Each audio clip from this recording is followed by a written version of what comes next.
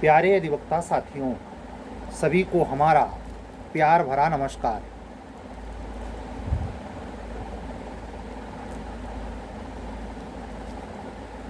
आप सभी लोग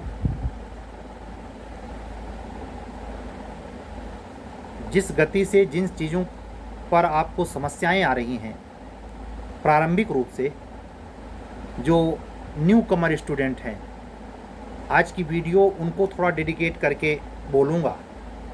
जो बिल्कुल नए हैं, उन्होंने कभी प्री नहीं दिया है, पहली बार वो प्रीलिम्स देंगे, ऐसे लोग अपने 3 चीज़ों पर बहुत ज़बरदस्त ढंग से अवलोकन करके ही इस क्षेत्र में आएँ। पहला, सिलेबस के प्रति आप लापरवाह नहीं हों। तैयारी करने चले आए, सिलेबस तक का पता नहीं है।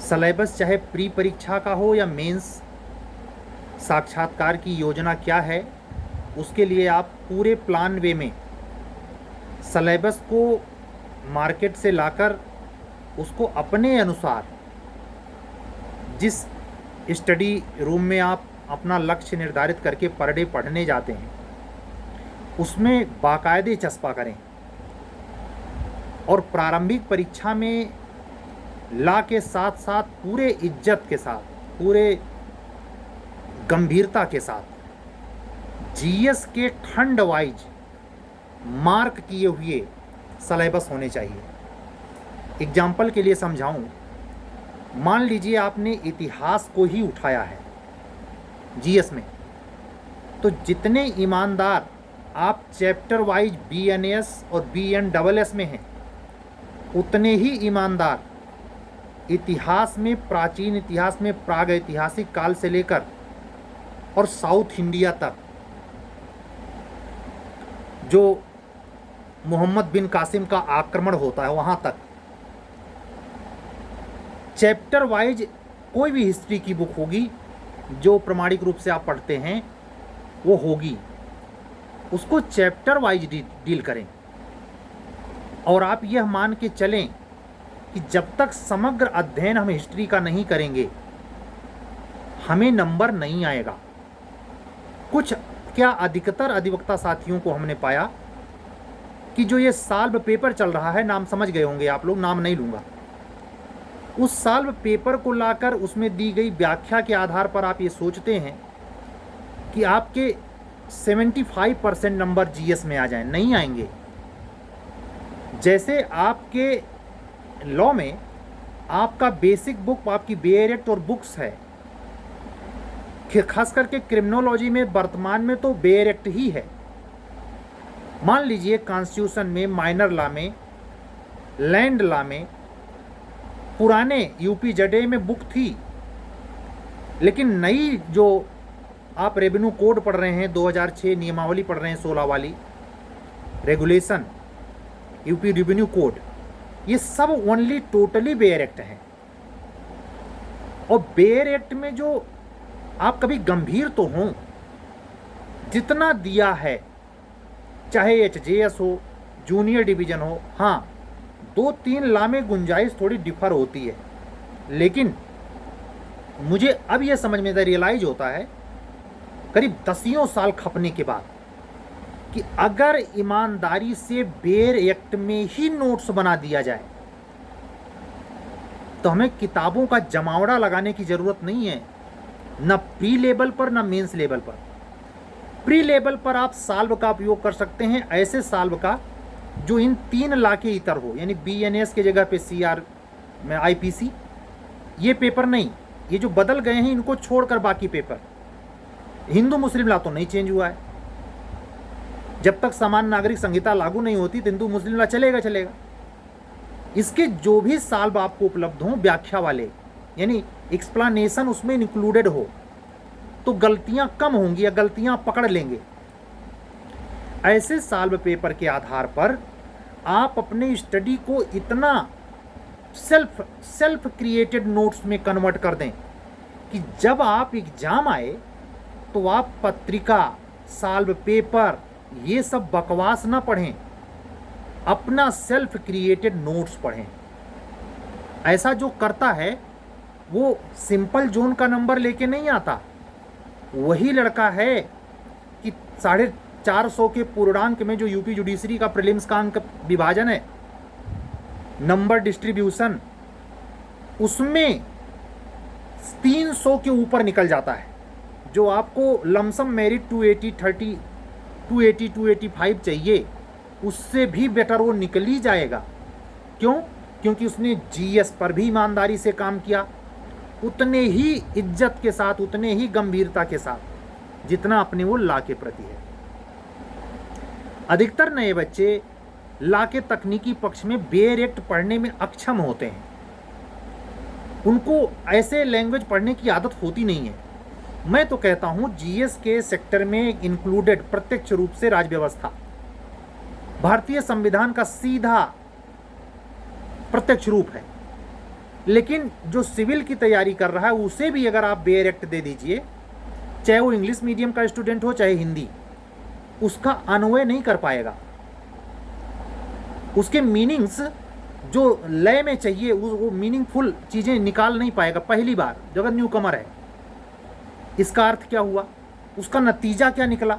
ये आज की प्रॉब्लम नहीं है, कानून आज नहीं बना है, देश आज नहीं आया 275 से, सन 56 से, सन 47 से। तो उसका नतीजा क्या हुआ? उसी पॉइंट पर सरल भाषा में टॉपिक को एकदम विमर्श के साथ, बोधगम्यता के साथ, सतही भाषा के साथ तमाम ख्याति लब्ध राज व्यवस्था में किताबें आ गईं, और किताबों में आलेख प्रिंटेड किसी टॉपिक में मान लीजिए फंडामेंटल राइट पे ही लिखा हुआ है, उससे रिलेटेड अब तक पूछे गए सवाल लिख दिए गए, उसका एक्सप्लेनेशन कर दिया गया, बिक रही है धड़ाधड़। आप रियलाइज करें, अगर पढ़ते पढ़ते नहीं और यूं ही नहीं समझ आई बेयर एक्ट, तो ये कसरत जरूर करें। खास करके लॉ फील्ड के मैं अपने स्टूडेंट से बात कर रहा हूं, जो न्यू कमर हैं या मझे खिलाड़ी हैं, वो भी हमेशा सतही किताबों पे भरोसे ना रहें।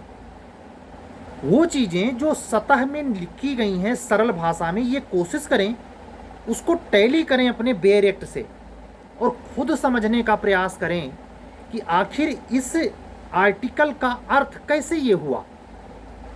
खुद ब खुद एक बार नहीं, 2 बार नहीं, 3 बार नहीं, 4 बार नहीं, 5वीं बार ये समझ आ जाएगा, अच्छा बेयर एक्ट में ऐसे लिखा जाता है। असल में मूल इंग्लिश का ट्रांसलेशन है हिंदी, इसलिए बहुत टफ हिंदी लिखी है। मैं खुद रियलाइज करता हूं हिंदी माध्यम से 25 गुना कम मेहनत करनी है इंग्लिश माध्यम में, लेकिन हम या पूर्वांचल सेक्टर का पढ़ने वाला कोई भी स्टूडेंट जो मध्यम वर्ग या निम्न मध्यम वर्ग की लाइफ में पला पढ़ा पोषित हुआ और एलएलबी करना चाहता या कर रहा है, वो इंग्लिश मीडियम में एलएलबी नहीं करता, जिसका नतीजा होता है लंबी दुखती रग पर हाथ रखना, और बड़ी मार झेलता है। उन हिंदी में लॉ करने वालों में मुश्किल से 3% जितने हिंदी में लॉ करके निकलते हैं, उसमें से केवल 3% तैयारी के सेक्टर में आते हैं।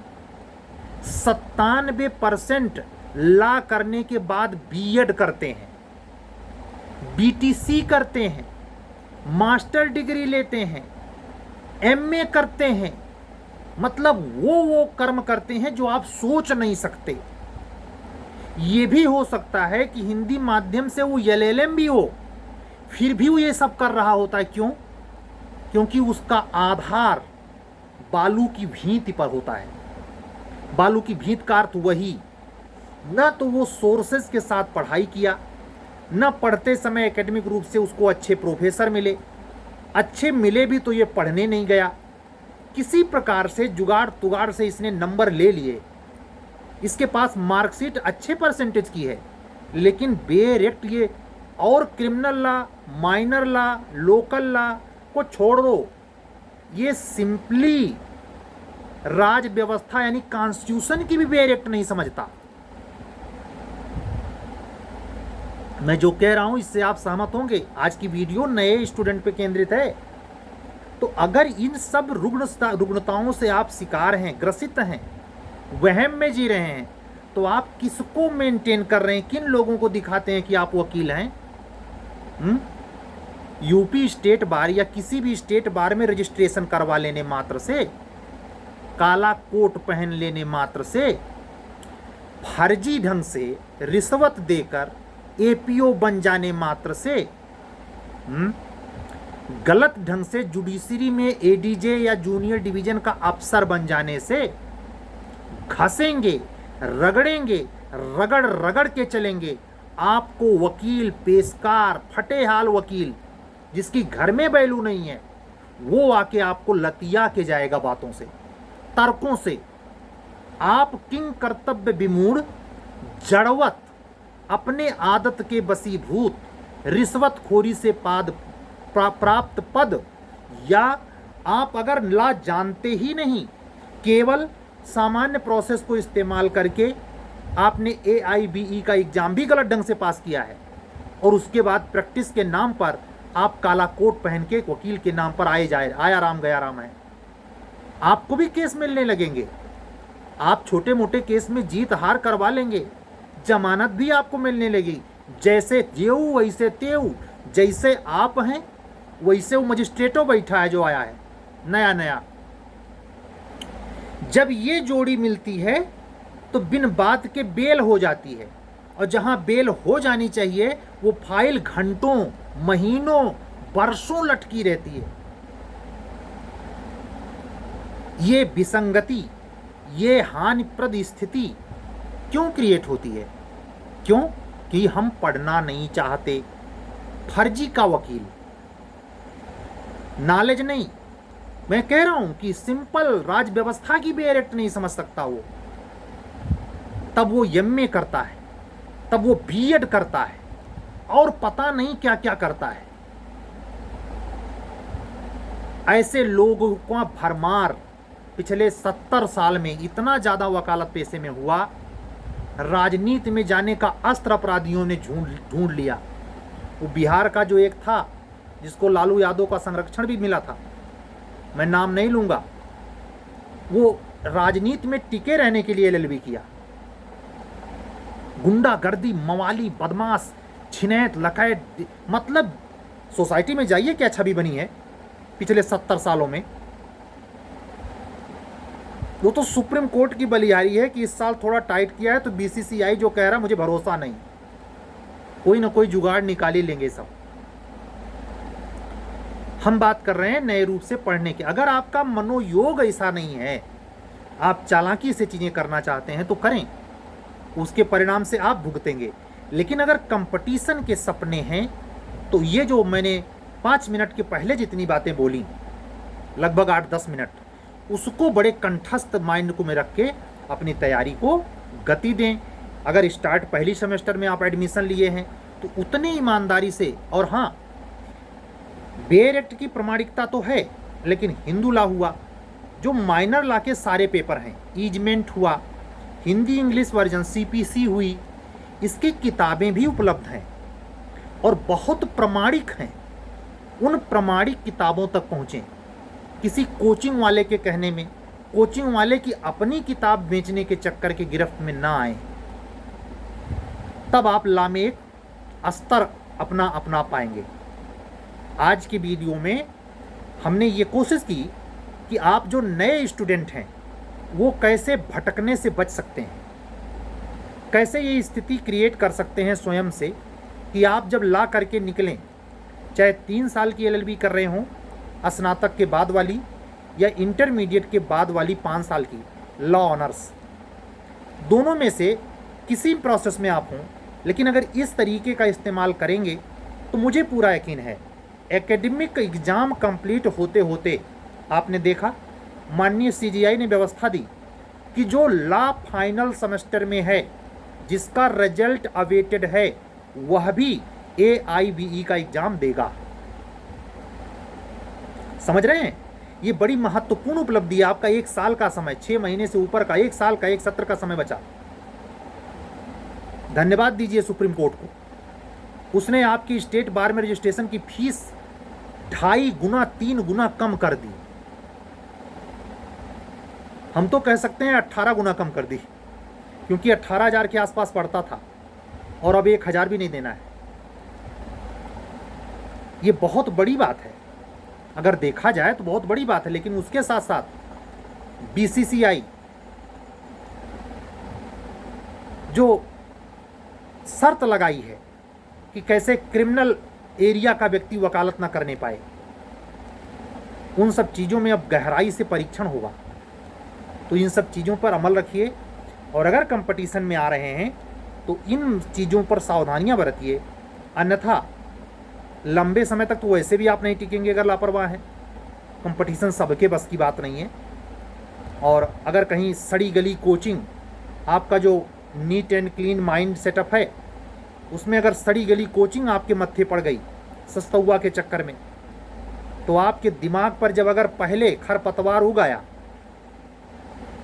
तो उस पर असली धान की फसल नहीं होने वाली, होगी भी तो बड़ी मशक्कत के बाद। ज़्यादातर प्रतियोगी सफल इसीलिए नहीं हो पाता, इतना कन्फ्यूज हो जाता है वो कि वो ये समझ ही नहीं पाता कि स्टडी का प्रीलिम्स लेवल पर, मेंस लेवल पर वास्तविक प्रोसेस क्या है। ठीक है, तो इन सावधानियों को बरतिए और प्रतीक्षा कीजिए, पढ़ाई करते रहिए। जैसे कोई गुड न्यूज़ होगी हम आपके साथ होंगे। आज की बातें सिर्फ यहीं तक, कल फिर कंटिन्यू करेंगे, किसी मुद्दे पे बातचीत होगी। आज बड़ा लेट टाइम हो चुका है, कल फिर बात करेंगे। हमें आने वाले थर्सडे को मेंस का सेकंड मेंस का बीएनएस पर टेस्ट लेना है और आने वाले संडे को तीसरा टेस्ट प्रीलिम्स पर भी बीएनएस पे ही होना है। साथ ही जैसा कि मैंने कल के वीडियो में समझाया था कि 15 अक्टूबर तक वेट करूंगा उत्तर प्रदेश उच्चतर न्यायिक सेवा के लिए माननीय इलाहाबाद उच्च न्यायालय के नोटिस का। अगर नहीं आता है तो 15 अक्टूबर से हम फिर से मेंस का बैच साथ साथ स्टार्ट कर देंगे, क्योंकि मुझे इस बात की आशंका हमेशा बनी हुई है। मैं माननीय उच्च न्यायालय के एक तरफा इस फैसले पे मैं विश्वास नहीं कर पा रहा कि निश्चित तौर पर प्री ही होगा।